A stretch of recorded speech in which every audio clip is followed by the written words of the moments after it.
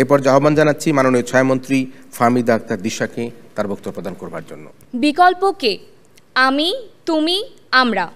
এই আমরার শক্তিতে জুলাই বিপ্লবের মূল প্রতিপাদ্য বিষয় যখন ছিল রাষ্ট্র মেরামত, তখন আমার প্রতিপক্ষ এই আমরার শক্তিকে ভুলে গেছে। তারা এই রাষ্ট্র মেরামতের প্রয়োজনীয়তাকে উপেক্ষা করেছে, যার তীব্র নিন্দা জানিয়ে আজকের বিতর্ক শুরু করছি। দেখুন মাননীয় স্পিকার, আজকে বিরোধী দলও সংস্কার চাচ্ছে, আমরাও সংস্কার চাচ্ছি, কিন্তু তারা সময় দিতে রাজি নন।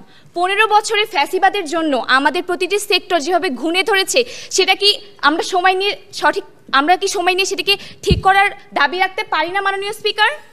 দেখুন মাননীয় স্পিকার, বিতর্ক যেখানে হচ্ছে রাষ্ট্র মেরামতের পর জাতীয় নির্বাচন গণতন্ত্রকে সুসংহত করবে কিনা, সেখানে বিরোধী দলকে আজকে প্রমাণ করতে হতো রাষ্ট্র মেরামত ছাড়া বা রাষ্ট্র মেরামতের আগে কিভাবে নির্বাচন জরুরি এবং সেই নির্বাচনটি কারা চাচ্ছে এবং সেটি দিলে গণতন্ত্র কিভাবে সুসংহত হবে, এবং এটি তারা দেখাতে ব্যর্থ হয়েছে। এবং এই কৌশলগত জায়গা থেকে তাদের বিতর্কটি আজকে টিকছে না, এটি আর বলার অপেক্ষা রাখে না।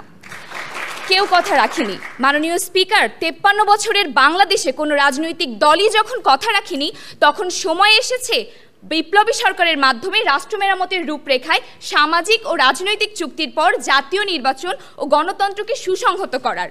মাননীয় স্পিকার, 90-এর গণঅভ্যুত্থানের পর আমরা দেখলাম 3 জোটের রূপরেখা হলো।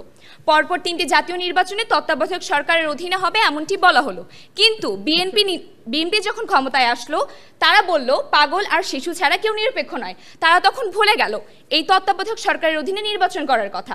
আবার 2008 সালের নির্বাচনে আওয়ামী লীগ সরকার ক্ষমতায় এসে পঞ্চদশ সংশোধনীর মাধ্যমে তত্ত্বাবধায়ক সরকার ব্যবস্থা বাতিল করলো এবং স্বৈরাচারের যাত্রাটা শুরু করলো। মাননীয় স্পিকার, এই যে পাওয়ার অফ ট্রানজিকশনের স্থায়ী বন্দোবস্ত না থাকায় যেই লঙ্কায় আসছে সেই রাবণ হয়ে যাচ্ছে।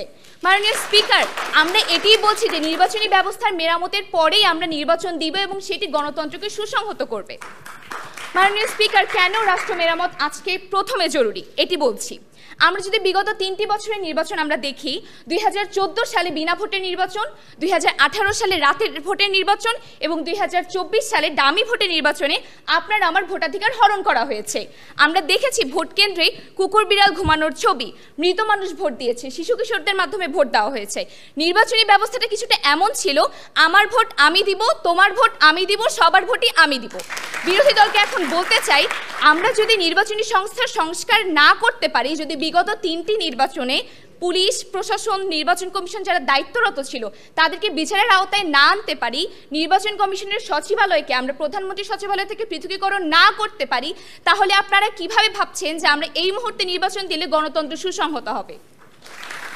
মাননীয় স্পিকার, গুলি করি একটাই মরে, আর একটা আহত হয়, ওই একটাই থেকে যায় স্যার, বাকিগুলো নড়ে না।